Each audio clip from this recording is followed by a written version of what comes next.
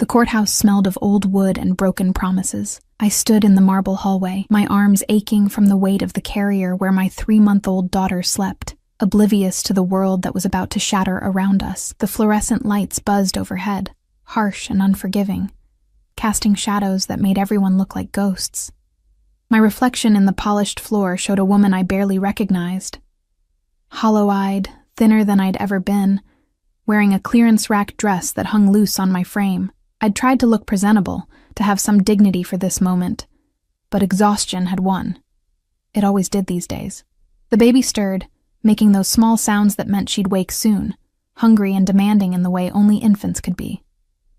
I swayed automatically, a motion that had become as natural as breathing.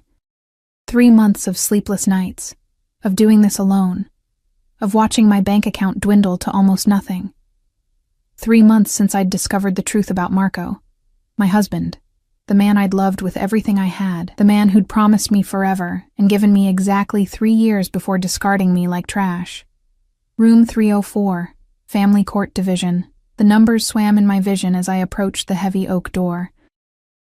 Through the small window, I could see him already sitting inside with his lawyer, a man in an expensive suit who probably cost more per hour than I made in a week at the diner. Marco looked good. He always looked good. Dark hair, perfectly styled, suit that probably cost more than my rent, that easy smile he'd given me on our first date, back when I'd believed in fairy tales. And next to him, draped over him like expensive perfume, was her, Valentina Corso. I'd seen her pictures on social media, had tortured myself scrolling through images of them together at restaurants I could never afford, parties in penthouses I'd never visit. She was everything I wasn't, polished, elegant, with that effortless beauty that came from money and time, and never having to worry about choosing between diapers and groceries. Her red dress probably cost more than my car. Her laugh, even muffled through the door, sounded like champagne bubbles. My hand shook as I reached for the handle. This was it. The end of everything I'd built my life around. The death of every dream I'd had since I was 16, and Marco had walked into the convenience store where I worked, buying cigarettes and giving me a smile that made my heart forget how to beat properly. I pushed open the door. The room fell silent.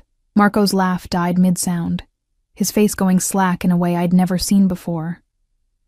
Valentina's smile froze, her eyes dropping to the carrier in my arms, then back to Marco, confusion flickering across her perfect features. "Sorry I'm late," I said, my voice steadier than I felt. Traffic was bad. That was a lie. I'd been sitting in my car in the parking lot for 20 minutes, trying to gather the courage to walk in here, trying to prepare myself to sign the papers that would legally erase the biggest mistake of my life. The judge, a tired-looking woman in her 50s with gray streaking her dark hair, glanced up from her paperwork, her expression softening when she saw the baby. "Mrs. DeLuca, please take a seat." Mrs. DeLuca, not for much longer. I moved toward the empty chair on the opposite side of the table from Marco and his lawyer, my daughter's carrier bumping against my hip. The baby chose that moment to wake, her face scrunching up in that way that meant she'd start crying soon. I set the carrier down carefully, my fingers fumbling with the straps to pull her out before she could work herself into a full wail. "You brought a baby to divorce proceedings?" Marco's lawyer, Mr. Patterson, I remembered, looked affronted, as if I'd committed some grave breach of etiquette. "She's 3 months old," I said, settling my daughter against my shoulder, feeling her root against my neck, looking for food. "I can't exactly leave her at home alone." Marco hadn't moved. He was staring at me. No, at the baby, with an expression I couldn't read. His face had gone pale beneath his tan, and his hands, I noticed, were gripping the edge of the table so hard his knuckles had gone white. "Marco." Valentina's voice was sharp, pitched low but audible in the small room. "What is this?" He didn't answer her. His eyes, those dark eyes I'd once loved more than anything, were fixed on my daughter's face, on the small hand that had escaped her blanket and was waving in the air. The judge cleared her throat. "Shall we proceed? I have the dissolution of marriage petition filed by Mr. DeLuca 3 months ago. Both parties have waived the waiting period and agreed to an uncontested divorce with separate property." "When was she born?" Marco's voice cut through the judge's words like a knife through silk. It was rough, raw in a way I'd never heard it before.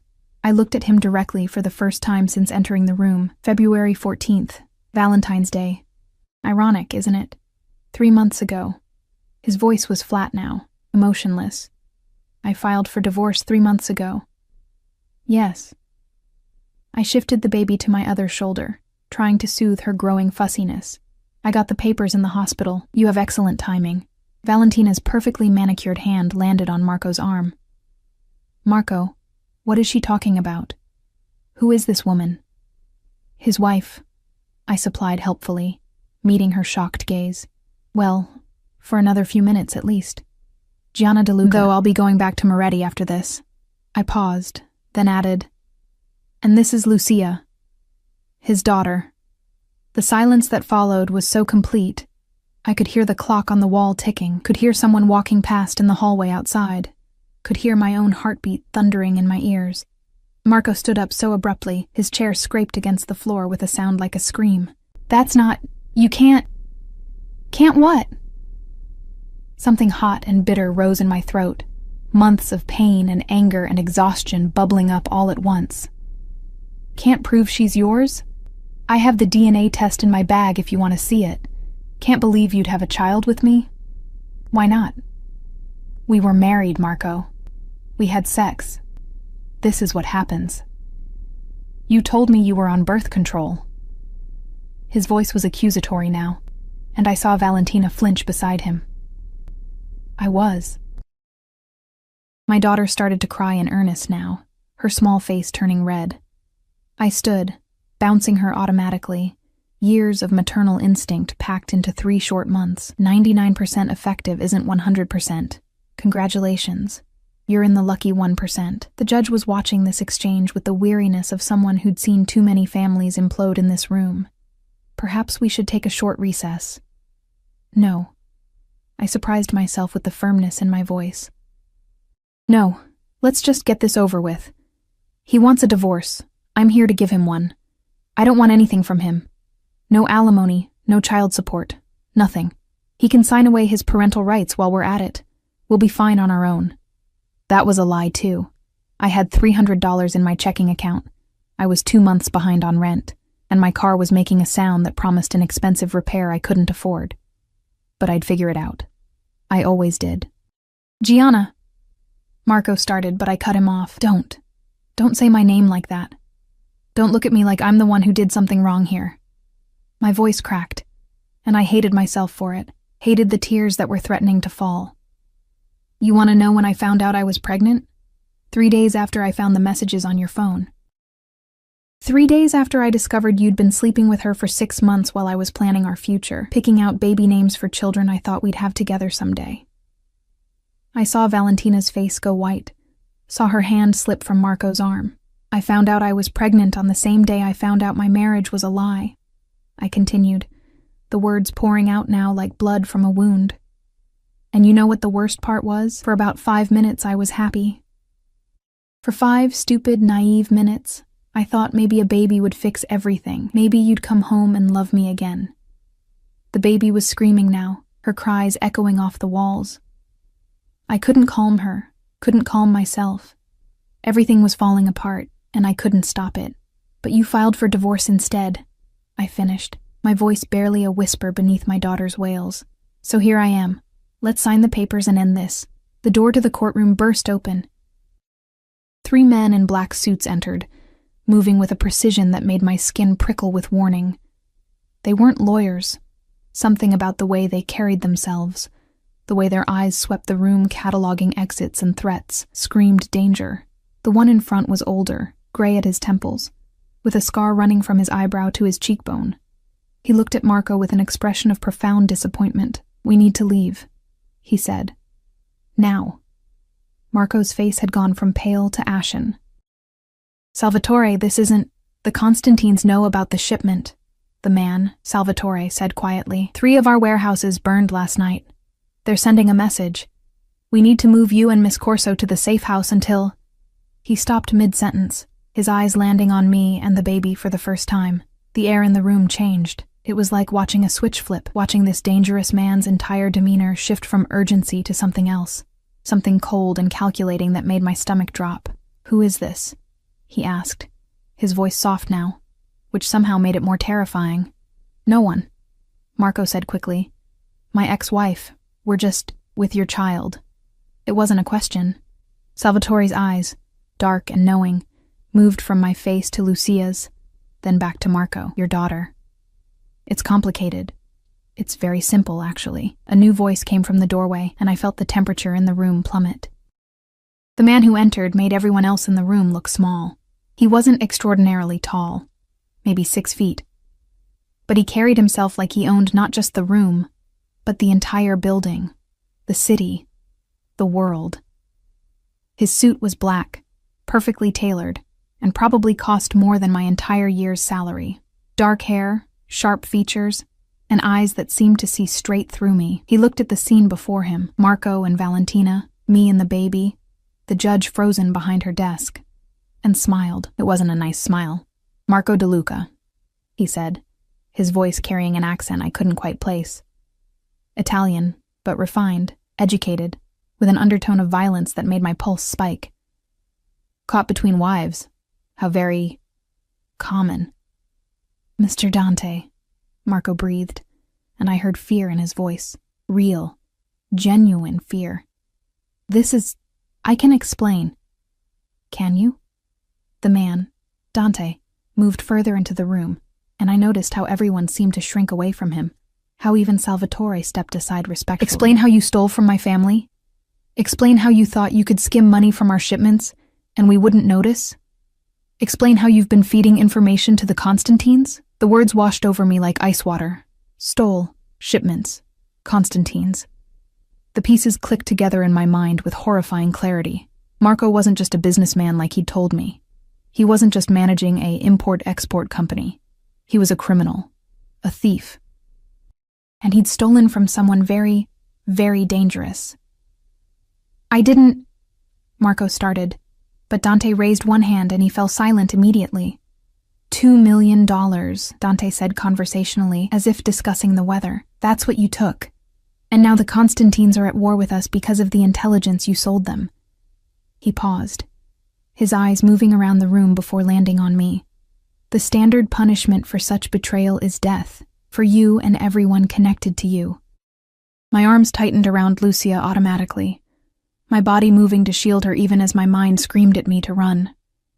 But I couldn't move, couldn't breathe, couldn't do anything but stare at this man who held life and death in his hands, like they were nothing. His gaze lingered on the baby, something flickering across his face too quickly for me to read. Then he looked at Marco again. "But it seems you've complicated the situation," he said softly, "by bringing innocent blood into this mess." The silence that followed felt like standing on the edge of a cliff, waiting to fall. Dante's eyes moved from Marco to me, a slow, deliberate assessment that made my skin crawl. I'd never felt so exposed, so vulnerable. My daughter had finally quieted against my shoulder, her small body warm and trusting, completely unaware that we'd just walked into something far more dangerous than a simple divorce. "Mrs. De Luca." His voice was smooth, almost gentle, which somehow made it worse. "How long have you been separated from your husband?" I swallowed hard, my throat dry. 3 months. Since he filed for divorce. "And the child?" "She's 3 months old." My voice came out steadier than I felt. "I was 7 months pregnant when he left." Something dark passed over Dante's features. He turned to Marco, and the temperature in the room seemed to drop another 10 degrees. "You abandoned your pregnant wife." It wasn't a question, but Marco answered anyway, his words tumbling over each other. The marriage was already over." "Was it?" Dante's voice cut through Marco's excuses like a blade. "Or did you simply decide it was over when you found something prettier?" His gaze flicked to Valentina, who had pressed herself against the wall, her perfect makeup unable to hide her terror. "Miss Corso. The daughter of Judge Corso, if I'm not mistaken. How convenient for Marco to have a lover whose father could make certain legal troubles disappear." Valentina made a small sound, somewhere between a whimper and a gasp. "Please," Marco said, and I'd never heard him beg before. This has nothing to do with them. Gianna and the baby. They're not part of this. They don't know anything. Precisely. Dante moved closer to me, and every instinct I had screamed at me to back away, to run, to protect my daughter. But my legs wouldn't move. She knows nothing. She's innocent. And yet, because of your stupidity, her life is now in danger. What? The word escaped me before I could stop it. Dante's eyes met mine, and for a moment, I saw something in them that might have been regret or pity. Neither option was comforting. The Constantines don't care about innocence, he said quietly. They care about revenge. Marco betrayed my family, which means war. And in war, everyone connected to the traitor becomes a target. You, your child, your parents if you have them, your friends, anyone who might be used as leverage or punishment. The room spun. I clutched Lucia tighter, feeling her heartbeat against my chest, steady and trusting.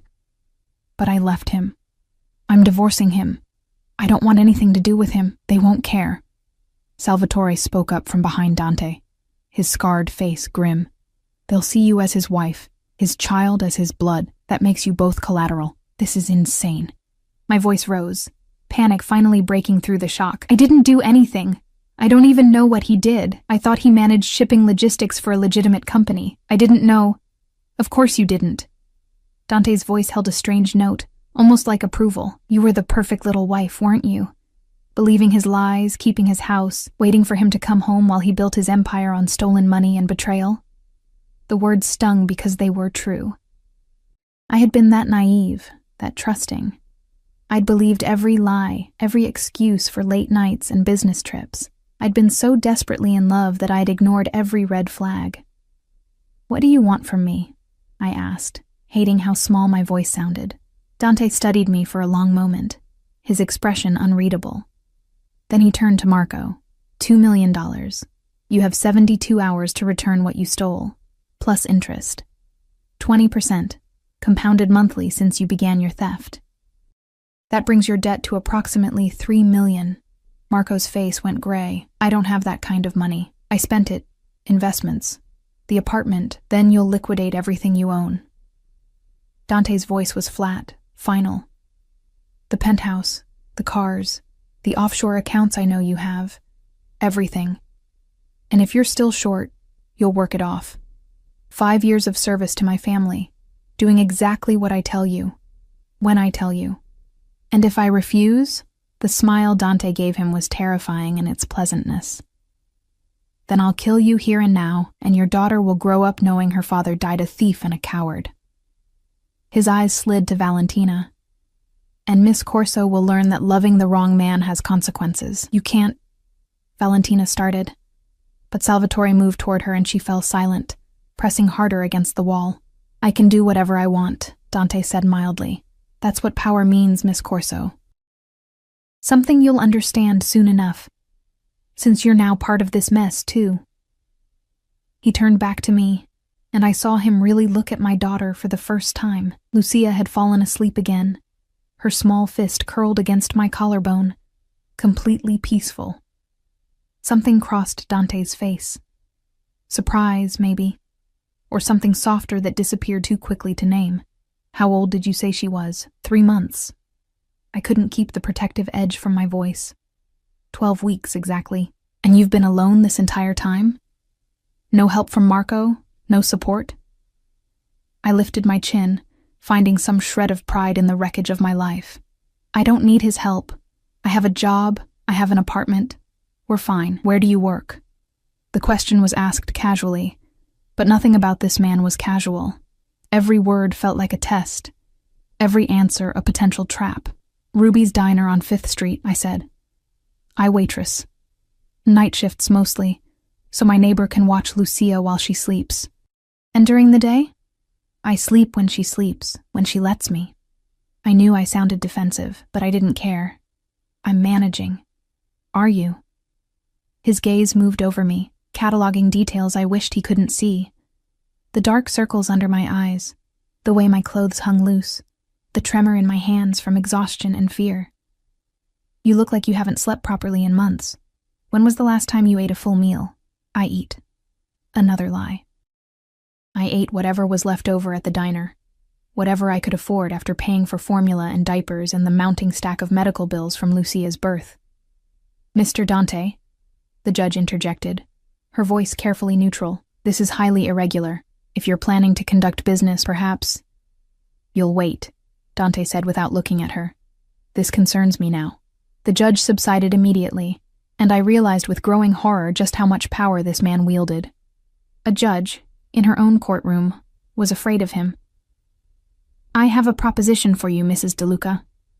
Dante moved closer, close enough that I could smell his cologne. Expensive, subtle, something dark and woodsy that probably cost more than my rent. Your husband owes me $3 million and 5 years of his life. His mistress is now a liability that needs to be contained, and you and your daughter are targets for my enemies because of his stupidity. I don't see how that's a proposition, I said, my heart hammering. That sounds like a death sentence. It would be if I were a cruel man. His lips curved slightly, but I believe in justice, Mrs. DeLuca, in balance. Marco created this mess, and Marco will pay for it. But you and your child, you're innocent. You deserve protection. Protection from who? From you? From everyone. He gestured to Salvatore. My enemies are now your enemies, whether you like it or not. The Constantines have eyes everywhere. They already know Marco has a wife and child. My sources confirm they've been watching this courthouse, waiting for him to appear. You walked in here publicly with his daughter. They saw you. Ice flooded my veins. You're saying they'll come after us? I'm saying they're probably planning it right now. Dante's voice was matter of fact, as if discussing something mundane. They'll wait until you leave, follow you home, and then they'll take you. Use you as leverage against Marco, against me, and when they're done with you, he let the sentence hang, unfinished. My arms tightened around Lucia until she stirred, making a small sound of protest. What do you want from me? I want to protect you, he said it simply, as if it was obvious. I want to move you somewhere safe, somewhere the Constantines can't reach you. I want to give you resources, money, security, everything you need to raise your daughter without fear. Why? The question burst out of me. Why would you do that? You don't know me. You don't owe me anything. Because you're innocent. His eyes held mine, dark and intense. Because that child is innocent. And because I have a code, Mrs. DeLuca. I punish the guilty and protect the innocent. Always. There's a catch. There had to be. Men like him didn't offer help without expecting something in return. There is. He didn't deny it. You'll live in one of my properties, under my protection. You'll follow the security protocols my people set. You'll accept my help, my money, my guards, and in return, you'll be safe. That's it? I just let you control my life? I prefer the term protect. His voice was dry. But yes, essentially, for as long as the threat exists, and Mrs. DeLuca, I need you to understand, with the Constantines, that threat could be years. They hold grudges the way other people hold memories. I looked at Marco, at the man I'd loved, the man who'd destroyed everything. He wouldn't meet my eyes. Valentina was crying silently, mascara tracking down her perfect face. The judge sat frozen behind her desk, a spectator to her own courtroom being taken over. And if I refuse? I asked, turning back to Dante. Then I'll have Salvatore escort you to your car, and you'll drive away from here. His voice was gentle, which somehow made the words worse. And sometime in the next few days, the Constantines will find you. And I'll read about it in the newspaper. Young mother and infant found dead. Tragic murder-suicide, the police will say, though we'll both know the truth. You're threatening me. I'm telling you the reality of the situation your husband created. Dante's voice hardened slightly. I didn't make this world, Mrs. DeLuca. I just survive in it. And I'm offering you the same chance. Lucia began to fuss again, her small face scrunching up. She was hungry, I could tell. It had been almost 3 hours since her last feeding. My breasts ached, milk beginning to let down at her sounds. Everything felt surreal.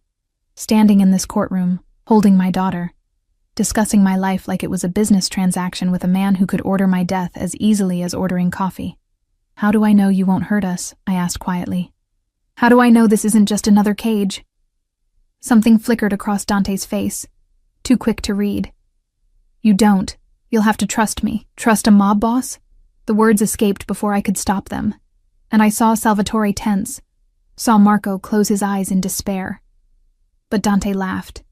It was a short, sharp sound, but genuine. Smart girl. You shouldn't trust me. You shouldn't trust anyone in this world. His expression sobered. But I'm the only option you have that ends with you and your daughter alive. So I suggest you take it.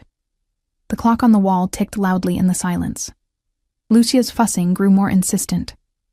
My whole body ached with exhaustion and fear and the weight of a decision I never should have had to make. Fine, I heard myself say. I'll accept your protection. Gianna, no, Marco started. But I cut him off with a look. You don't get to have an opinion anymore, I said coldly. You did this. You brought this into our lives. You destroyed everything. And now I have to clean up your mess. I turned to Dante. When do we leave? Now. He gestured to Salvatore. My men will take you to your apartment. You'll pack what you need, quickly, and then we'll move you to a secure location. I have to work tonight. My shift starts at 6. You don't work at Ruby's Diner anymore, Dante said firmly. You don't work anywhere. Your only job now is to stay alive and raise your daughter. I'll handle everything else. But I can't just... The rent, my neighbor, my things will all be taken care of. His voice brooked no argument. Salvatore will handle the logistics. You just need to pack clothes, personal items, anything important. We leave in 1 hour. It was happening too fast. Everything was spinning out of control, and I couldn't catch my breath. Couldn't think. The divorce. We'll wait, Dante said. Right now, your legal marital status is the least of your concerns. He was right. God help me. He was right. I looked at the judge, who nodded slowly, seeming almost relieved to have this chaos removed from her courtroom. What about Marco? I couldn't help asking. And her? Marco will be coming with us, Dante said, his voice cooling. He has work to do, debts to pay. As for Miss Corso, he looked at Valentina with something like distaste. She's compromised now, too. The Constantines know about her, know she was involved with Marco. She'll need protection as well, though she'll be housed separately. Lucky me, I muttered, then immediately regretted the bitterness in my voice. But Dante smiled slightly, a real smile this time. Indeed. Lucky you, inheriting your husband's debts and his enemies all in one morning. He glanced at his watch. Expensive, gold, probably worth more than my car. We're wasting time. Salvatore, take Mrs. DeLuca and the child to the vehicle. I'll handle things here. Salvatore moved toward me, his scarred face not unkind. Come with me, signora. I'll keep you safe. I stood on shaking legs, adjusting Lucia in my arms. She was crying now, really crying. Hunger making her frantic. I need to feed her soon. There's a bottle in the car, Salvatore said. We anticipated you might need supplies. They'd been watching me, planning this. The realization should have terrified me, but I was beyond fear now, running on pure adrenaline and instinct. I walked toward the door, past Marco who tried to reach for me. I jerked away from his touch, disgust rising in my throat. Don't. You don't get to touch me ever again. Gianna, I'm sorry. Sorry doesn't fix this. I looked at him one last time, at the man I'd loved. The man who'd fathered my child, the man who'd sold us all out for money and a pretty face. You destroyed us. I hope it was worth it. I walked out of the courtroom without looking back, following Salvatore down the hallway. Behind me, I heard Dante's voice, cold and final. Marco, we need to discuss your payment plan and Miss Corso. You'll come with me. We have much to talk about. The courthouse that had smelled of broken promises when I entered now smelled like the beginning of something else entirely. Something dark and dangerous and utterly inescapable. My old life had ended in that courtroom. And whatever came next, whatever cage I'd just agreed to walk into, there was no going back now. The car was nothing like I expected. I'd pictured something ostentatious, a limousine maybe, or one of those oversized SUVs that screamed money and danger. Instead, Salvatore led me to a black sedan, sleek and elegant, but not flashy. The kind of car that would blend into traffic without drawing attention. The windows were tinted so dark I couldn't see inside, and when he opened the back door for me, I noticed how thick the glass was. Bulletproof. The reality of what I'd agreed to hit me like a physical blow. "Please, Signora," Salvatore said gently, gesturing to the interior. "We need to move quickly." I slid into the back seat, the leather soft and expensive beneath me. The car smelled new, with an underlying scent of gun oil that made my stomach clench. A baby seat was already installed on the opposite side, properly secured, with a bottle warmer plugged into the console and a small cooler beside it. They'd thought of everything, planned for this.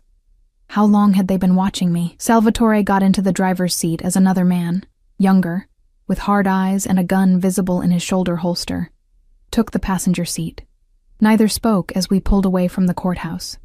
Through the tinted windows, I watched the building recede, taking with it any illusion of normalcy my life might have had left. Lucia was screaming now, her face red and furious with hunger.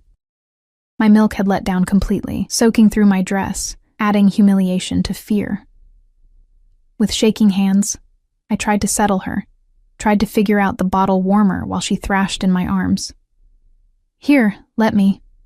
The man in the passenger seat, he couldn't have been more than 25, turned around and took the bottle from me with surprising gentleness. "My sister has twins. I know the drill." He tested the temperature on his wrist, then handed it back. "Should be good now." "Thank you," I whispered, guiding the nipple to Lucia's mouth. She latched on desperately, her cries cutting off as she drank. The silence felt enormous. "I'm Nico," the young man said.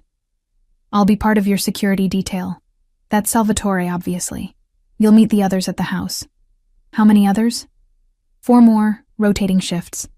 2 on duty at all times, 1 on perimeter, 1 close protection. He said it matter-of-factly, as if having 6 armed guards was normal. "Mr. Dante takes protection seriously." I noticed. I looked down at my daughter, at her small face finally peaceful as she ate. "Where are we going?" "Your apartment first," Salvatore said from the front, his eyes meeting mine in the rear-view mirror. "You have 15 minutes to pack. Take only what's essential. Clothes, documents, medications, personal items. We'll provide everything else. My neighbor, Mrs. Chen. She watches Lucia sometimes. I need to tell her." "We'll handle it," Nico interrupted gently. "You can't contact anyone directly. Not until we know it's safe." The isolation of it struck me then. I'd be cut off from everything, everyone I knew. Not that there were many people. I'd lost most of my friends when Marco left. Too embarrassed to explain, too exhausted to maintain relationships. But Mrs. Chen, the kind widow who'd brought me soup after Lucia was born, who'd stayed up with me on the bad nights when I thought I couldn't do this alone, she deserved better than just disappearing. "She'll worry," I said quietly. "We'll tell her you had to leave town for a family emergency," Salvatore said. "She'll understand." Another lie. My life was becoming a series of lies, stacked on top of each other until I couldn't remember what truth looked like anymore. The drive to my apartment took 20 minutes through midday traffic. I lived in a rundown building in a neighborhood that was trying to be up and coming, but mostly just looked tired. Salvatore parked in front, and I saw him scan the street carefully before nodding to Nico. "I'll take her up," Nico said. "You stay with the car." My apartment was on the 3rd floor, no elevator. I'd climbed these stairs hundreds of times, usually with groceries or laundry, or Lucia's carrier weighing down my arms. Now I climbed them with Nico behind me, his hand resting casually near his gun, his eyes constantly moving. The door to 3B looked more shabby than usual, the paint peeling, the numbers slightly crooked. Inside, my apartment was exactly as I'd left it that morning. A disaster. Dishes in the sink, laundry draped over the couch, toys scattered across the floor, the bassinet in the corner where Lucia slept, the changing table I'd bought at a thrift store, the single photograph on the wall of me and Marco on our wedding day, both of us smiling like we had forever. 15 minutes, Nico reminded me gently. "I'll get you a suitcase." He found my battered luggage in the closet while I stood in the middle of my tiny apartment, Lucia drowsy and milk-drunk in my arms, trying to figure out how to pack a life in 15 minutes. Documents first. I grabbed Lucia's birth certificate, my own documents, my passport that I'd never used because Marco had always been too busy for the honeymoon he'd promised. Medical records, the envelope with the DNA test I'd paid for, proof that Marco couldn't deny his daughter. My small jewelry box, nothing valuable, but my grandmother's ring was in there. The only thing I had left of her. Clothes next. I threw things into the suitcase without folding, without thinking. Jeans, shirts, underwear, nursing bras, Lucia's tiny outfits, so small they barely seemed real.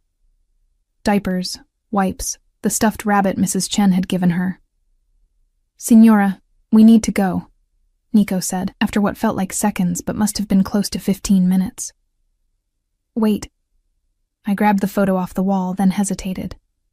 Did I really want to take this with me? This lie of a marriage? This proof of my stupidity? I left it on the counter, face down. Nico carried the suitcase while I carried Lucia, now completely asleep, milk-drunk, and unaware that we were leaving the only home she'd ever known. In the hallway, I saw Mrs. Chen's door crack open, her weathered face peering out. "Gianna? Where are you going with that young man?" I opened my mouth to lie, to tell her the story Salvatore had prepared. But the words stuck in my throat. She'd been so kind to me, so patient with my midnight knocking when I was desperate and didn't know how to make Lucia stop crying. "Family emergency," I managed. "I have to go out of town for a while." Her eyes, sharp despite her age, moved from me to Nico to the gun barely concealed under his jacket. Understanding flickered across her face. And fear. "You take care of yourself," she said quietly. "And that baby. You hear me?" "I will." My voice cracked. "Thank you. For everything." She nodded once and closed her door. I heard the locks engage, multiple bolts sliding home. She knew. Somehow she knew this wasn't a family emergency, that I was in trouble, and she was protecting herself the only way she could. The drive from my apartment took us out of the city, into suburbs I'd never visited. Then further, into neighborhoods where the houses got progressively larger, the walls progressively higher. We drove for almost an hour, and with each passing mile, I felt my old life falling further away. Finally, Salvatore turned onto a private road, stopping at a gate that looked like it belonged to a fortress. Cameras everywhere, intercom system, walls topped with something that might have been decorative ironwork, but looked suspiciously like security measures. The gate opened silently, and we drove through into what looked like another world. The house, no, the estate, was enormous. 3 stories of stone and glass, surrounded by manicured gardens and what looked like a small forest for privacy. Other buildings dotted the property, a guest house maybe, a garage large enough for a dozen cars, something that might have been a security station.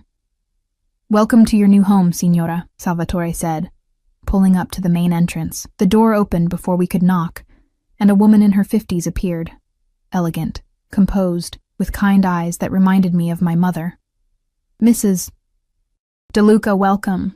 I'm Elena, the house manager. Let me help you with the baby." She reached for Lucia with practiced ease, and I found myself handing over my daughter to this stranger, because my arms were shaking too badly to hold her safely. Elena cooed at Lucia, speaking softly in Italian, while Nico brought in my pathetic suitcase. The interior of the house was like something from a magazine. Marble floors, high ceilings, artwork that was probably worth more than I'd earned in my entire life. A grand staircase swept upward, and I could see rooms branching off in every direction, each one probably larger than my entire apartment. "Your rooms are on the 2nd floor, Elena said, still cradling Lucia like she'd done this 1,000 times before. "East wing, away from the main activity of the house. I thought you'd prefer privacy and quiet for the baby." "Thank you," I whispered. Because what else could I say? She led me upstairs, down a hallway lined with more expensive art, to a suite of rooms that took my breath away. A bedroom with a king-sized bed that looked like a cloud, windows overlooking the gardens. An ensuite bathroom with a tub large enough to swim in. And connected to it, a nursery that made me want to cry. Everything was perfect. A crib that probably cost more than all of Lucia's furniture combined. A rocking chair. A changing table stocked with diapers and wipes and creams. Clothes in the closet, tiny outfits organized by size, toys appropriate for her age. A breast pump still in its box, the expensive kind I'd looked at in stores and knew I'd never afford. How? I couldn't finish the question. Mr. Dante had me prepare the rooms this morning, Elena said.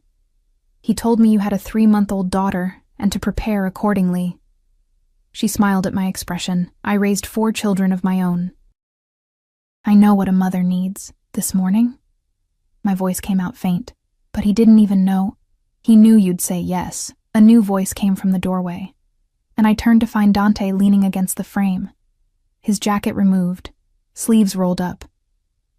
He looked less dangerous like this, almost human, but the intelligence in his eyes reminded me exactly who and what he was. Because the alternative was death. And you love your daughter too much to choose that. That's not giving me a choice, I said, hating how my voice shook. No, he agreed, it's not. But I've found that honesty, even cruel honesty, is better than pretty lies. He moved into the nursery, his eyes on Lucia sleeping in Elena's arms. She's beautiful. She has your eyes. The observation startled me. You can barely see her eyes. They're closed. I noticed earlier, at the courthouse. He reached out as if to touch her, then seemed to think better of it, his hand dropping. Brown, with gold flecks. Unusual, that he'd noticed. That he'd paid that much attention to my 3-month-old daughter in the middle of everything else happening, sent a shiver through me that wasn't entirely fear. Elena, would you mind? He gestured to Lucia. Of course, signore. I'll put her down in the crib, let Mrs. DeLuca rest. Elena moved past him, settling Lucia with practiced efficiency, before slipping out of the room. And then it was just me and Dante, alone in this perfect nursery that felt like a beautiful cage. I should explain the rules, he said, his voice businesslike now. You're free to move anywhere on the estate, the house, the gardens, the grounds. But you don't leave without security, and you don't leave without my permission. No phone calls to friends or family without approval and monitoring. No social media, no internet activity that could be traced. You're a ghost until I say otherwise. A prisoner, I corrected. A protected asset. His eyes met mine, dark and unreadable. There's a difference. Is there? Yes. A prisoner wishes to escape.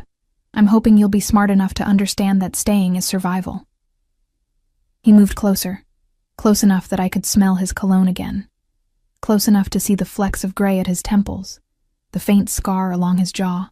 The Constantines are looking for you right now. They have informants everywhere, police, hospitals, social services. If they find you, they'll take you and your daughter, and they'll use you to hurt Marco, to hurt me, to send a message that betrayal has consequences. I didn't betray anyone. You married a traitor. In their eyes, that's enough. His voice softened slightly. I know this isn't fair. I know you're frightened and angry, and this is the last place you want to be. But I give you my word. While you're under my protection, no harm will come to you or your daughter. Can you say the same about anywhere else? I couldn't. He was right. And we both knew it. I looked at Lucia, sleeping peacefully in her expensive crib. Surrounded by luxury I could never have provided. She was safe here, fed, warm, protected. What kind of mother would I be to refuse that because of pride? What do you want from me? I asked quietly. Really, men like you don't do things out of kindness. He smiled. A sharp, knowing expression. Smart girl. You're right. I want something. He paused as if considering his words. I want you to be visible. What? Marco betrayed me, embarrassed me, made me look weak. His voice hardened. My enemies are circling, thinking this is their chance to strike. I need to show them that I'm still strong, still in control, still someone to be feared. He gestured around the nursery. And what shows more strength than protecting the innocent? Than taking in the abandoned wife and child, giving them everything, while punishing the man who wronged them. Understanding dawned, cold and clear. You want to use us, for appearances. I want to show the world that I value loyalty and honor above all else. He met my eyes steadily. Yes, there's a benefit to me. But there's also a benefit to you. Safety, security, everything your daughter needs. We both get something out of this arrangement. And if I refuse to be part of your display, you won't. He said it with absolute certainty. Because you're smart enough to understand that your pride is worth less than your daughter's life. He was right. Again. God, I hated that he was right. How long? I asked. How long do we stay here living like this? Until the threat is eliminated. He checked his watch again. That same expensive gesture. Marco has $3 million to repay and 5 years of service to complete. The Constantines need to be handled. Negotiations or elimination, depending on how reasonable they're willing to be. These things take time. Years. I said flatly. You're talking about years. Possibly. He didn't sugarcoat it. Or it could be resolved in months. These situations are fluid. Lucia stirred in her crib, making the small sounds that meant she'd wake soon. My breasts ached, reminding me it was almost time to feed her again. My whole body hurt with exhaustion, and this conversation, this entire day, felt surreal. I need to rest, I said, because I couldn't process anymore, couldn't make any more decisions. Please. Dante nodded, moving toward the door. Elena will bring you anything you need. Food, supplies, whatever. You just have to ask. He paused in the doorway, looking back at me. For what it's worth, Mrs. DeLuca, I am sorry. You didn't deserve this. No, I agreed quietly. I didn't. He left, and I was alone with my daughter in our golden cage, surrounded by luxury that felt like a lie, safety that came with chains I couldn't see but could definitely feel. I moved to the crib, looking down at Lucia's perfect face. She was dreaming, her small features peaceful and untroubled. She'd never remember this day, never know how her world had changed in the space of a few hours. She'd grow up in this house, with guards and gates and a life I'd never imagined, and I'd do whatever it took to keep her safe, even if it meant selling my freedom to a man more dangerous than any I'd ever known, even if it meant becoming part of a world I didn't understand, playing a role in a game where I didn't know the rules. My old life was gone. The question now was what kind of life would take its place, and whether I'd recognize myself when it was over. The first week passed in a strange blur of exhaustion and hypervigilance. I slept more than I had in months. Real sleep, deep and dreamless, because Elena insisted on taking Lucia for a few hours each night so I could rest. I ate meals I didn't have to cook, prepared by a chef I never saw but whose food was better than anything I'd tasted in years. I showered in that enormous tub, letting hot water wash away months of accumulated stress, and I hated myself a little for how good it felt. The estate became familiar in pieces. The gardens where I could walk with Lucia in a stroller that probably cost more than my car, always with Nico or one of the other guards trailing at a respectful distance. The library with floor-to-ceiling bookshelves and a reading nook that overlooked the grounds. The nursery where Lucia was starting to smile. Real smiles now, not just gas. And I'd sit in the rocking chair for hours, watching her discover her hands, her voice, the world around her. I rarely saw Dante. He was gone most days, returning late if at all. Sometimes I'd hear his voice from downstairs, speaking rapid Italian on the phone, and I'd catch words I'd learned from Marco's family. Business, shipment, problem. Once, at 2 a.m. when I was feeding Lucia, I saw him in the gardens below my window, pacing like a caged animal, phone pressed to his ear, his face hard in the moonlight. He frightened me and fascinated me in equal measure, and I didn't know what to do with either feeling. It was Elena who told me about the dinner, 10 days after my arrival. Mr. Dante is hosting associates tomorrow evening, she said, organizing Lucia's clothes while I fed my daughter. Important men from other families, some business partners. He'd like you to attend. My hands tightened on Lucia. Why? Elena's expression was kind but knowing. Because you're part of the message he's sending, Kara. The wronged wife, the innocent child, both under his protection. It shows his power, his honor. His trophy, I said bitterly. Perhaps. She folded a tiny dress with practiced efficiency. but better to be a protected trophy than a forgotten casualty. In this world, appearance is everything. I don't have anything to wear to something like that. Already handled. She gestured to my closet. New clothes arrived this morning. Pick whatever you like. After she left, I put Lucia down for her nap and investigated the closet. It had been stocked since I arrived with practical clothes, jeans, comfortable shirts, things suitable for a new mother. But now there were additions, dresses, elegant and expensive, in styles that would fit my post-pregnancy body without making me feel self-conscious. Shoes in my exact size, even jewelry, subtle but clearly real. I pulled out a midnight blue dress, holding it against myself in the mirror. The woman looking back was a stranger, better rested, better fed, wearing clothes that actually fit. But her eyes were still haunted, still lost. Who was I becoming in this place? The next evening, Elena came to help me get ready while Nico's sister, a sweet girl named Gabriella, watched Lucia. Elena styled my hair, applied makeup with a practiced hand, and when I finally looked in the mirror, I barely recognized myself.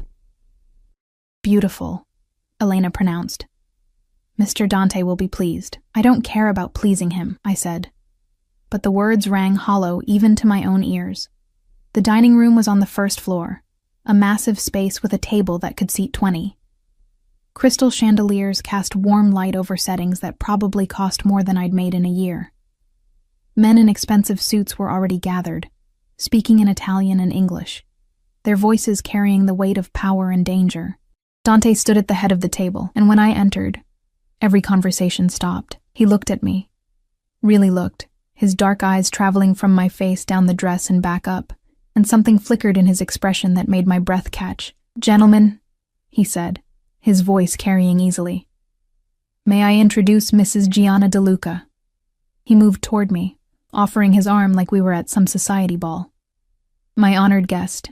His hand was warm through the fabric of my dress, his presence overwhelming as he led me to the seat at his right hand, the position of honor.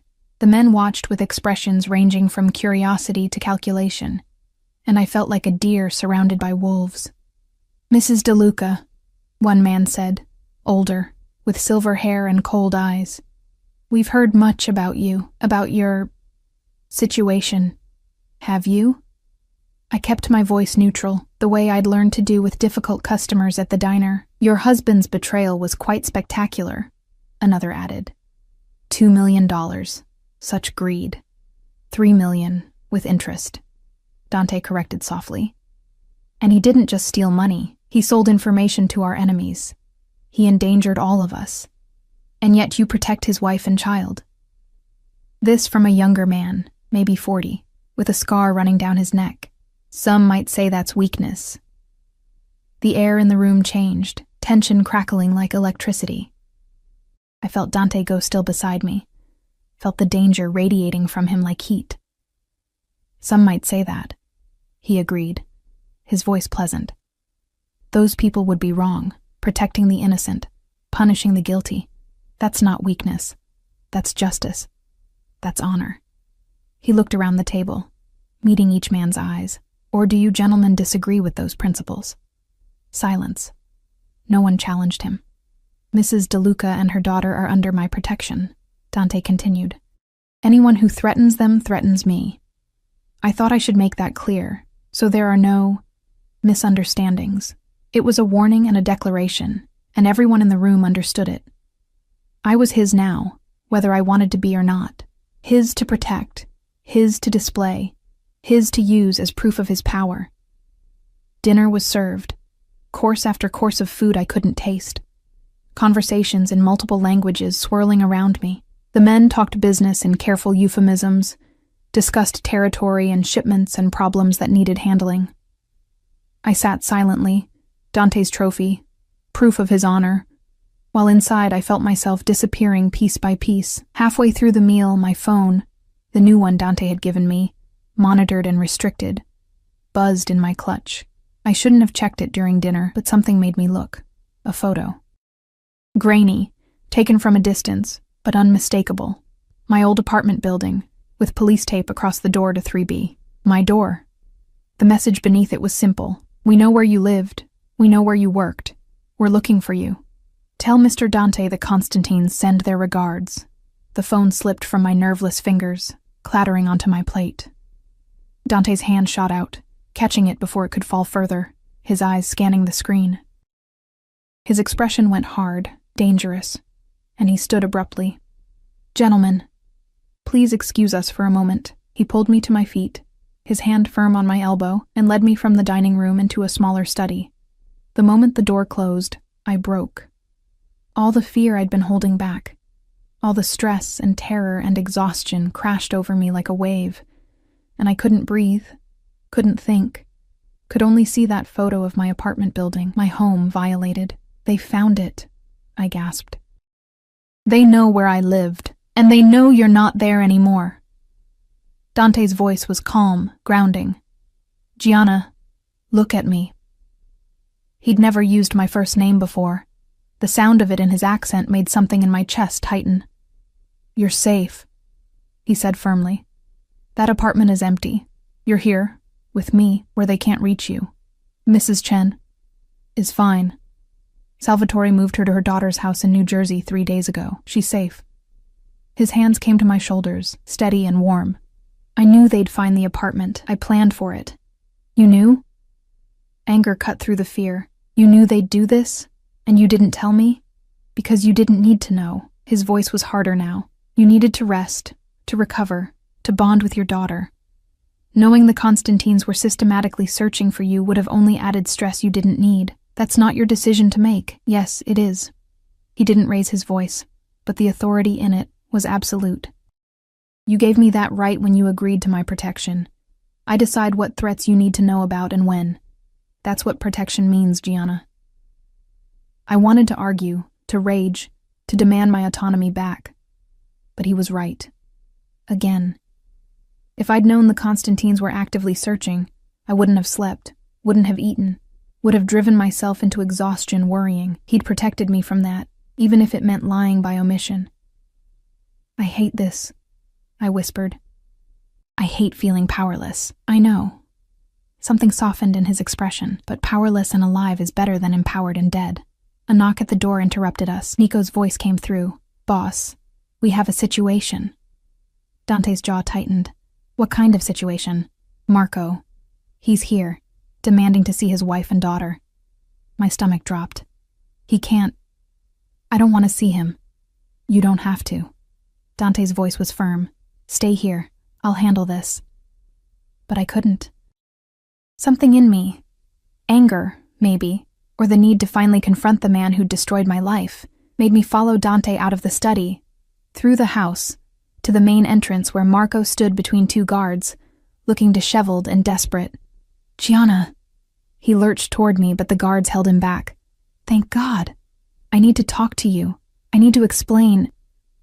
There's nothing to explain, I said, my voice cold. You stole money? You sold information? You put us in danger. What's left to say? I did it for us. His eyes were wild, pleading. The money, I was going to invest it. Turn it into something real. We could have had everything. We had everything, I interrupted. We had a marriage, a home, a child on the way, and you threw it away for money and her. Valentina means nothing. Don't. I moved closer, close enough to see the dark circles under his eyes, the stubble on his jaw, the guilt and fear written across his face. Don't lie to me anymore. I'm done with your lies. Is this where you want to be? He gestured wildly at the mansion, at Dante standing behind me like a dark angel. With him? A criminal? A killer? You made me a criminal's wife the day you stole from his family. I shot back. At least he's honest about what he is. You pretended to be something you weren't for 3 years. I love you. You don't know what love is. My voice cracked. All the pain of the past months rising up. Love doesn't abandon. Love doesn't betray. Love doesn't serve divorce papers to a pregnant woman in a hospital bed. Marco flinched like I'd struck him. I was scared. I didn't know what to do. So you ran. I felt Dante's presence behind me, solid and steady. You ran to her, you ran from your responsibilities, and now you're running here, trying to what? Get us back? Ease your guilt? I want to see my daughter. No. The word came out flat, final. You signed away that right when you chose Valentina over us. She's my blood. She's an innocent child who doesn't need a coward for a father. I turned to Dante. Get him out of here, please. Dante nodded to the guards, who began dragging Marco backward. He fought, shouting my name, shouting promises and pleas and apologies that meant nothing. The doors closed on his voice, on his face, on the last remnants of the life we'd had together. I stood in the foyer, trembling, as silence fell. You did well, Dante said quietly. I feel sick. And I did. Nauseous and shaky and overwhelmed. His hand touched my back, gentle despite his reputation for violence. Come, let me show you something. He led me through the house, upstairs I hadn't explored, to the top floor where a door opened onto a rooftop terrace. The city sprawled in the distance, lights twinkling like stars. But up here the air was clean and cool, and I could breathe again. I come here when things get complicated, Dante said, leaning against the railing. When I need perspective, I joined him, looking out at the view. Does it help? Sometimes. He was quiet for a moment. You were strong tonight. With Marco, with my associates. Stronger than most people in your situation. I don't feel strong. I feel like I'm barely holding on. That's what strength is. He turned to face me, and in the moonlight his features looked softer, almost vulnerable. Holding on when everything tells you to break. You're doing that. You're surviving. Because I don't have a choice. There's always a choice. His voice was serious. You could have walked away that day in the courthouse. Could have taken your chances, hoped the Constantines wouldn't find you, but you chose survival, chose your daughter over your pride. And now I'm your prisoner. Now you're under my protection, he corrected gently. There's a difference. Is there? I echoed my words from days ago. Because it still feels like a cage, he moved closer, close enough that I could feel the warmth of him in the cool night air. Then let me make it a more comfortable cage. Tell me what you need, Gianna. What would make this bearable? The question surprised me. Why do you care? Because you're my responsibility now. His eyes held mine, dark and intense. And I take my responsibilities seriously. Something in his voice, in the way he looked at me, made my heart beat faster. It wasn't fear. Or not just fear. It was something more complicated. Something dangerous in its own way. I need to know my daughter is safe, I said. I need to know this isn't forever. And I paused, unsure if I should voice it. What? He was so close now I could see the gold flecks in his dark eyes, could count the individual strands of gray at his temples. I need to know you won't hurt us, I whispered. That this protection is real, not just another game. His hand came up to my face, his thumb brushing my cheek in a gesture that felt too intimate, too dangerous. I've done many terrible things in my life, Gianna. Hurt many people who deserved it and some who didn't. But I swear to you, on my honor, on my name, on everything I hold sacred, I will never harm you or your daughter. You are mine to protect, and I keep what's mine safe. The possessiveness in those words should have frightened me. Instead, they settled something deep in my chest, some fear I'd been carrying since the courthouse. Okay, I breathed. I believe you. His smile was slight, barely there, but real. Good. Now come inside. It's getting cold, and you need rest. Tomorrow is another day in our arrangement. As we walked back inside, his hand at the small of my back, proprietary and protective, I realized something that should have terrified me but didn't. I was starting to feel safe here, starting to trust this dangerous man who held my life in his hands. And that was more dangerous than any threat the Constantines could offer. 3 months into my life at the estate, everything changed on a Tuesday morning. I was in the nursery with Lucia, 6 months old now, sitting up on her own, babbling and laughing at everything. When Elena knocked softly on the doorframe, her face was grave, and my stomach immediately dropped. What's wrong? I stood, automatically reaching for Lucia, as if I could shield her from whatever news was coming. Mr. Dante needs to see you in his office. Now, she moved forward, her hands gentle. I'll watch the bambina. Go. Dante's office was on the first floor, in the west wing I rarely visited. The door was open, and inside I found him standing behind a massive desk, phone to his ear, speaking rapid Italian.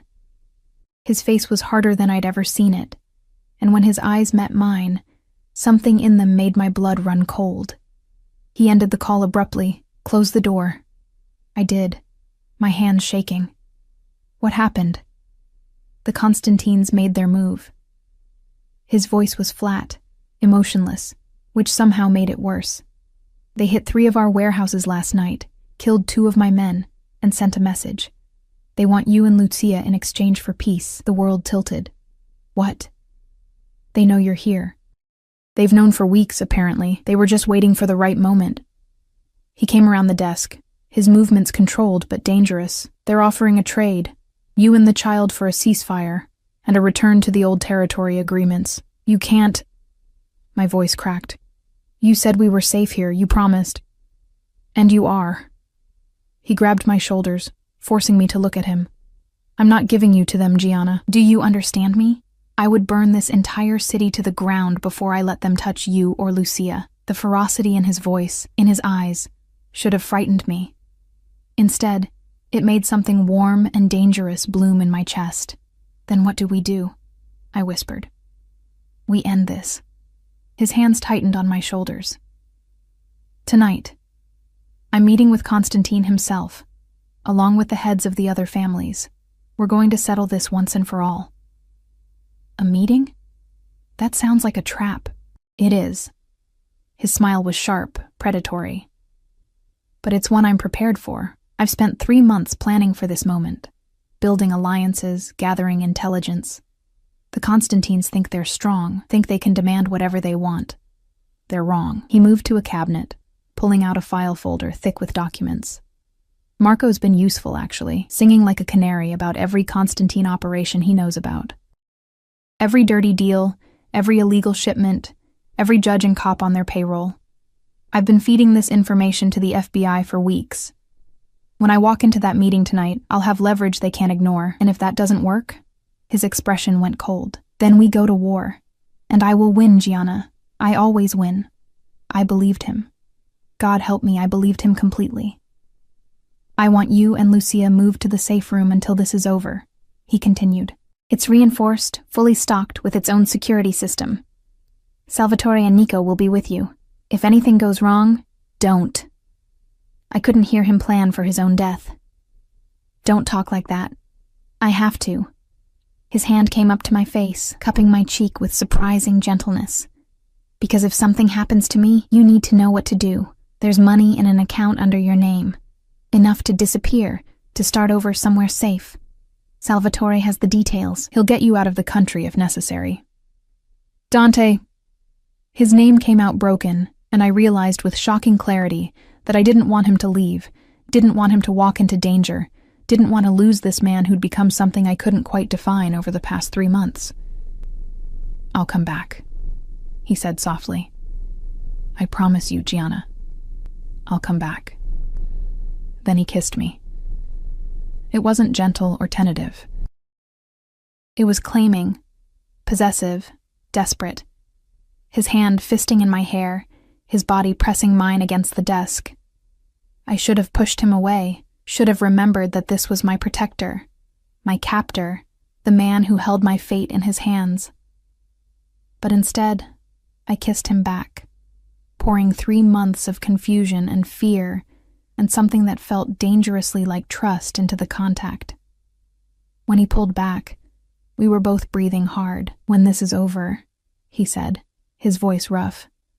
We're going to talk about this, about us. But right now, I need you to go to the safe room and stay there until I come for you. I nodded, unable to speak, and let him lead me from the office. The safe room was in the basement, accessed through a hidden panel in the wine cellar. It was larger than I expected, a small apartment really, with beds and a bathroom and enough supplies to last weeks. Lucia's portable crib was already set up, along with diapers and formula, and everything we might need. How long has this been here? I asked Salvatore as he settled us in. Mr. Dante had it built the day after you arrived, he said. He's been planning for every contingency. Of course he had. Dante planned everything, controlled everything, protected what was his with the same intensity he used to destroy his enemies.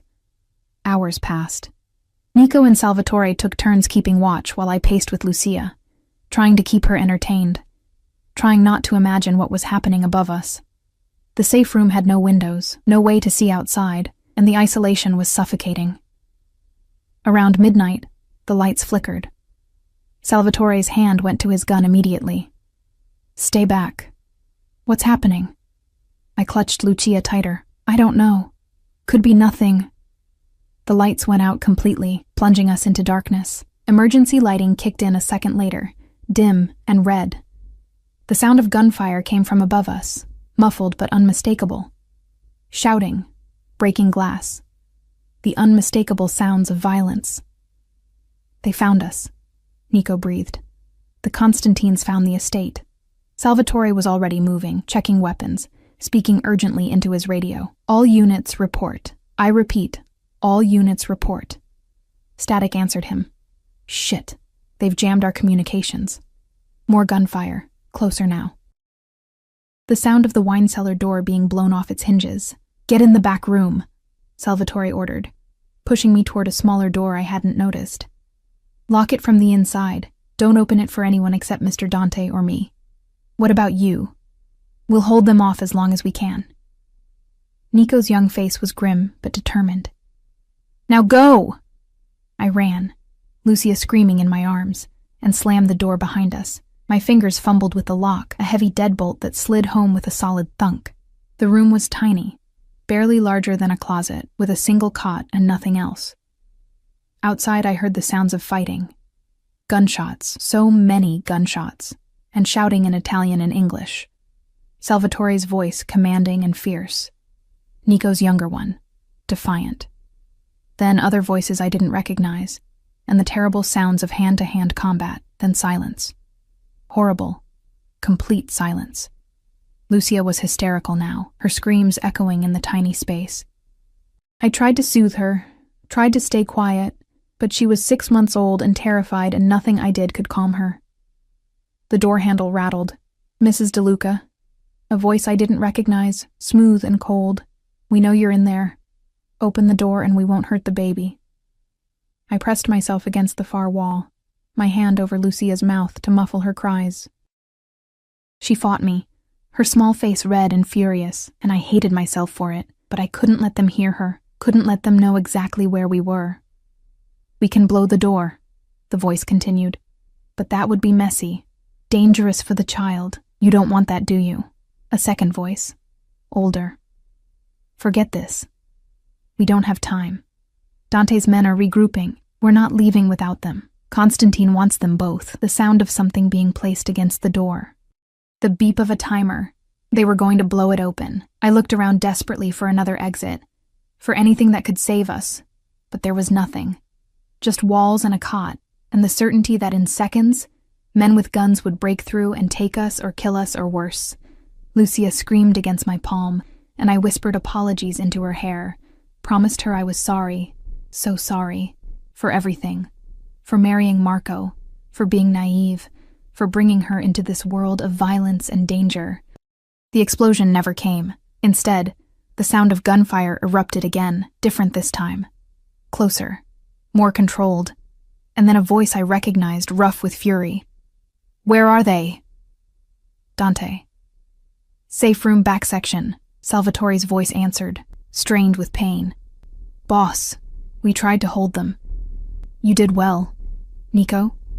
"Alive. Barely." The door rattled again, but different this time. "Gianna, it's me. Open the door."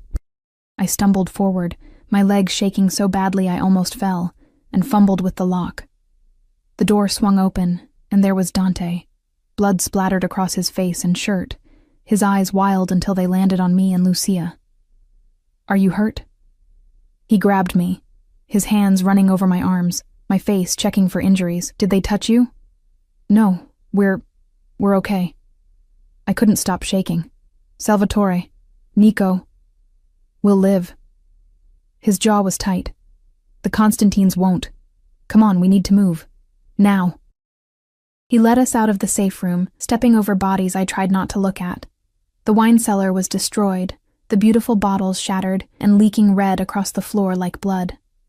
More bodies in the hallway. The house above was chaos, smoke and broken furniture and the sounds of his men securing the perimeter. Dante took us to his bedroom, a space I'd never seen before, masculine and austere, and locked the door behind us. He pulled out his phone, making calls in rapid Italian, while I sank onto the bed with Lucia, finally letting myself shake apart. When he finished, he came to kneel in front of me, his bloody hands gentle as they cupped my face. "It's over." "What?" "Constantine himself came for you. He thought he could end this by taking you directly." Dante's smile was terrifying. "He was wrong. He's dead. I killed him myself in the foyer. His sons are dead.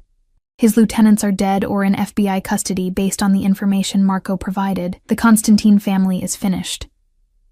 I stared at him, trying to process. "So we're safe?" "You're safe." He said it like a vow. "The threat is eliminated. The other families have already agreed to peace terms. No one will challenge me now, not after tonight. And no one will ever threaten you or Lucia again." "Dante." I didn't know what to say, how to express the tangle of emotions in my chest. He kissed me again, softer this time, but no less intense. "I know. We'll talk later. Right now, you need rest, both of you." He stood, moving toward the door. "I have men to tend to, bodies to handle, police to pay off. Stay here, sleep. I'll be back before morning. Don't leave." The words escaped before I could stop them. "Please, just stay for a few minutes." Something in his expression softened. He locked the door again and came back to the bed, sitting beside me. Lucia, exhausted from crying, had finally fallen asleep in my arms. He looked at her for a long moment, then at me. "I meant what I said earlier," he said quietly. "About us. About talking." "I know." My voice was barely a whisper. I think I need to say something first." "What?" "Thank you." I met his eyes. "For protecting us. For keeping your promise. For everything." His hand came up to brush a strand of hair from my face. "You don't need to thank me for doing what I should have done from the beginning." "What do you mean?" "I mean that somewhere in the past 3 months, you stopped being an obligation and became something else." He paused, as if choosing his words carefully. "Something important. Something I would kill for. Something I would die for." My heart stuttered. "Dante." "I'm not good at this," he continued. "At feelings. At vulnerability. I've spent my whole life being hard, being strong, being what this world requires. But you and Lucia, you've changed something in me, made me want things I never wanted before." "Like what?" "Like a family." The words were simple but carried enormous weight. "Like a life that isn't just violence and power. Like someone to come home to who doesn't fear me but trusts me. I do trust you." And I realized as I said it that it was true. Somewhere along the way, in this gilded cage, with this dangerous man, I'd found something I'd lost with Marco. The ability to trust, to believe, to hope. I shouldn't, but I do. He kissed me again, and this time it felt like a promise. When he pulled back, his eyes were serious. "I want you to stay, not as a prisoner, not as someone under protection, but because you choose to. I want to give you and Lucia the life you deserve. Safety, comfort, a future. But I need you to choose it. Choose me." "Dante, I'm still married. To a man who betrayed you, who's currently working off his debt in one of my warehouses." His voice was firm. "A man who will sign whatever divorce papers I put in front of him because he values his life more than his pride. That marriage is over, Gianna. It's been over since the moment he filed those papers. He was right. That marriage had died long before I ever walked into that courthouse. But starting something new, with this man, in this world. It was terrifying and exhilarating and completely insane. "I'm scared," I admitted. "Good." His hand found mine, lacing our fingers together. "Fear means you're smart enough to understand what this world is. But bravery means choosing to live in it anyway, on your terms. So I'm asking you, what are your terms?" I looked at Lucia sleeping peacefully in my arms, then at Dante with his bloody clothes and his intense eyes and his promise of protection and something more.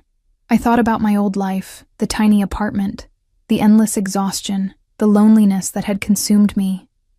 And I thought about the past 3 months, the safety, the rest, the way this dangerous man had become someone I looked forward to seeing, someone who made me feel seen and valued and protected.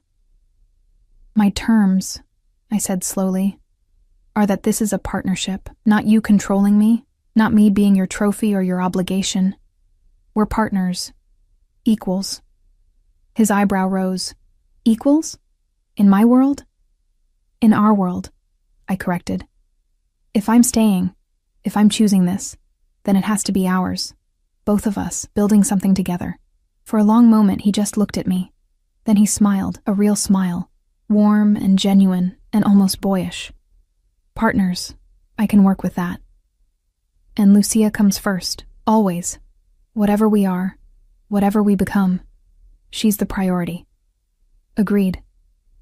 His hand came up to touch her sleeping face, so gentle it made my throat tight. She deserves the world. We'll give it to her. And I need time, I continued. Time to figure out who I am now, what I want, what this all means. I'm not ready to jump into something new when I'm barely out of something old. Take all the time you need. His voice was serious. I'm not going anywhere, and neither are you, if I have anything to say about it. The possessiveness should have bothered me. Instead, it felt like coming home.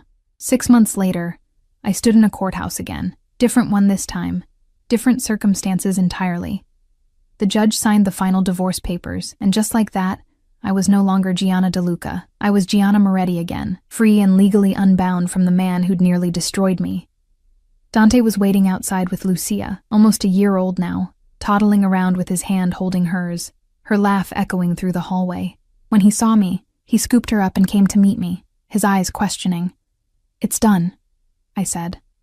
He kissed me right there in the courthouse hallway, deep and claiming, while Lucia giggled between us. "Good. Because I have something to ask you." "What?" He set Lucia down, her small hand clutching his finger for balance, and pulled a small box from his pocket. "I'm not good at traditional, and this probably breaks every rule about timing and appropriate relationship progression, but I know what I want. And I've learned that waiting for the perfect moment is pointless. The perfect moment is now, with you. With her." He opened the box. The ring inside was beautiful, a sapphire surrounded by diamonds, elegant and unique. "Marry me," he said. "Not because you have to, not because you're trapped or scared or have no other options. Marry me because you want to, because somewhere in this mess, we found something real. Because I love you, Gianna. I love you and Lucia both, and I want to build a life with you that's more than just protection and obligation." I looked at him, this dangerous man who'd become my safety, this killer who held my daughter with infinite gentleness, this crime boss who'd somehow become the most honest man I'd ever known. "Yes," I said, and watched his face transform with joy. "Yes, I'll marry you." He slid the ring onto my finger, then kissed me again while Lucia babbled happily at our feet. Around us, people stared. Some scandalized, some amused, some understanding that they were witnessing something rare and precious. "I promise you," Dante said against my lips, "I will spend every day of my life making sure you never regret this choice." "I know," I said, and I meant it. Because somewhere between that first courthouse and this one, between fear and trust, between captivity and choice, I'd found something I never expected. A real partnership, a real family, a real future. My old life had ended in violence and betrayal. My new life was beginning with honesty and love and a man who'd proven that protection and possession could become something softer, something stronger, something that looked a lot like forever.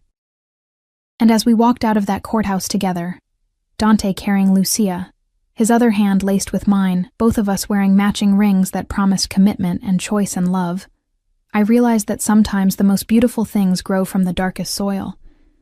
Sometimes salvation wears a dangerous face, and sometimes the cage you fear becomes the home you choose.